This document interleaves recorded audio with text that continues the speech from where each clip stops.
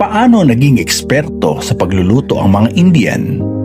Alam mo ba na ang India ay isa sa pinakaunang sentro ng pagluluto sa buong mundo?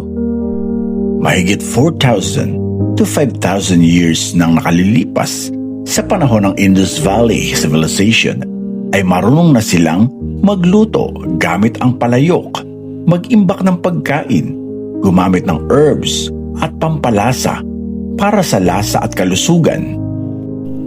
Ang India ang pinagmulan ng ilan sa pinakaimportanteng pampalasa sa mundo. Gaya ng black pepper, tinawag na black gold noong sinaunang panahon, turmeric o luyang dilaw, gamit na sa pagkain at gamot bago pa ang modernong medisina.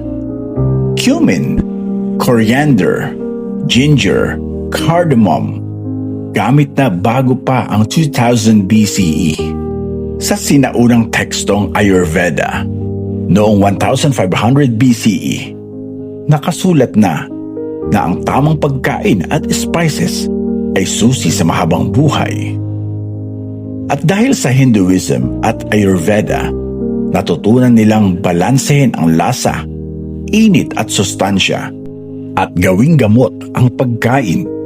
Gumagamit ng spices hindi lang sa sarap, kundi sa pagpapagaling. Kaya, ang pagluluto ng India ay sining, agham at paniniwala. Noong 1st century CE, dahil sa spice trade, dinala ng mga Indian traders ang spices sa Middle East, China, Africa at Europe. Naging dahilan kung bakit hinanap ng Europe ang ruta papuntang India. Dito nagsimula ang global obsession sa Indian spices. Hindi lang sila masarap magluto. Ang mga Indian ay nagluluto ng libong taon ng kaalaman, kultura at karunungan.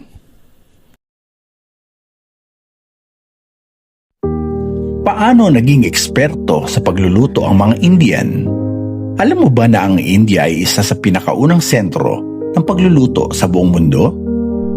Mahigit 4,000 to 5,000 years nang nakalilipas sa panahon ng Indus Valley Civilization ay marunong na silang magluto gamit ang palayok, mag-imbak ng pagkain, gumamit ng herbs at pampalasa para sa lasa at kalusugan. Ang India ang pinagmulan ng ilan sa pinakaimportanteng pampalasa sa mundo. Gaya ng black pepper, tinawag na black gold.